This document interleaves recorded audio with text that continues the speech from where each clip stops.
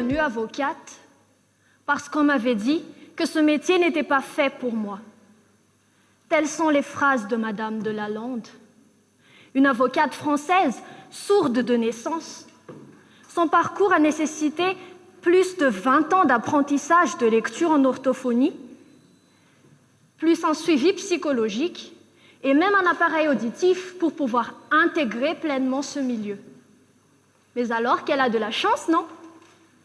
Quand 200 000 Malagasy, eux, sont privés de leur droit fondamental d'avoir accès à l'information. Et pourtant,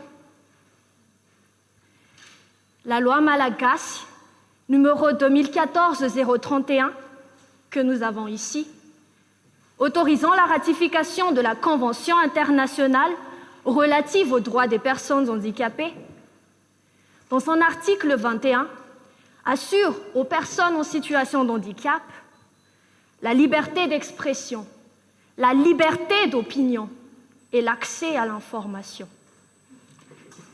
Cette loi reconnaît par exemple le langage des signes et permet de le favoriser grâce à des coopérations avec des associations adéquates. Mais quelles sont vraiment les vraies dispositions du gouvernement pour intégrer ce langage dans notre société? Article 21 de la loi 2014-031. Les États parties dans l'alinéa 2 acceptent et facilitent le recours par les personnes handicapées pour leur démarche officielle à la langue des signes. Mais sachant qu'en 2019, selon la Fédération des sourds à Madagascar, 1500 sur ces 200 000 malentendants seulement savent parler et écrire, soit 99% d'entre eux. Il n'existe que 6 écoles pour sourds et malentendants dans tout le pays. Et on n'a pas encore les moyens d'avoir des universités. 4 malentendants ont eu leur bac en 2014. Mais avec le caractère fondamental des matières apprises, on le connaît tous. Malgré leur diplôme, ils ne connaissent même pas leurs droits. Comment intégrer ces jeunes dans la vie politique malagasy en leur facilitant des procédures judiciaires qui leur sont totalement méconnues? Qu'est-ce qu'un recours? Quelles sont les démarches officielles?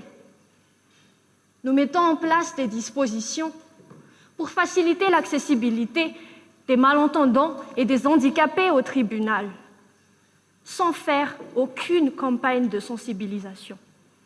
Le gouvernement doit rendre ce droit effectif, faire connaître aux malentendants leur droit d'être informés des renseignements publics, leur expliquer les procédures à suivre, le droit de gratuité sur toutes les démarches et les éventualités de recours au tribunal.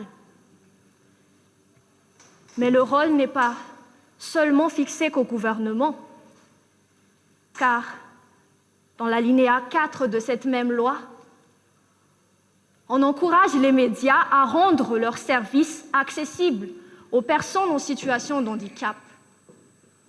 Et avec le nombre croissant des chaînes télévisées à Madagascar, seule la TVM a recours à des interprètes pour les minutes info. Ils ne disposent que d'une zone prédéfinie qui n'atteint même pas la moitié de l'écran. Et il faut savoir, mesdames et messieurs, que les sourds et les malentendants, la plupart d'entre eux, sont victimes de la maladie du Cher, qui rétrécit leur champ de vision. Nos médias doivent prendre en compte de toutes ces données et vulgariser beaucoup plus les sous-titrages, afin que ces jeunes aussi puissent avoir une ouverture d'esprit et être valorisés, que leurs sentiments soient valorisés. Notre société tarit le rêve de ces jeunes en les limitant à des « je veux juste ne pas être un fardeau ». L'inclusion des malentendants dans la vie sociétale malagasy demeure toujours en une presque réalité. Faute de moyens, faute d'investissement, faute de porte-parole. Certes, l'éducation est encore une lointaine perspective pour ces jeunes, mais l'information est à portée de main. Et il est le devoir de tout citoyen informé, du gouvernement, des associations privées ou publiques, de rendre effectif ce droit réanimateur qu'est le droit de l'accès à l'information. Nous avons toujours l'habitude de croire qu'une transparence garantira du jour au lendemain une vraie démocratie participative. Et on finit par oublier la source véritable du problème. Agatha Christie dit « Un peuple de moutons finit par engendrer un gouvernement de loups. Là réside le champ de la bonne gouvernance, un peuple informé, en plein garantie de son droit de savoir. » Pour terminer, je dirais, qui sont ces Malagasy? Qui est ce peuple? Nous sommes 26 956 000 Malagasy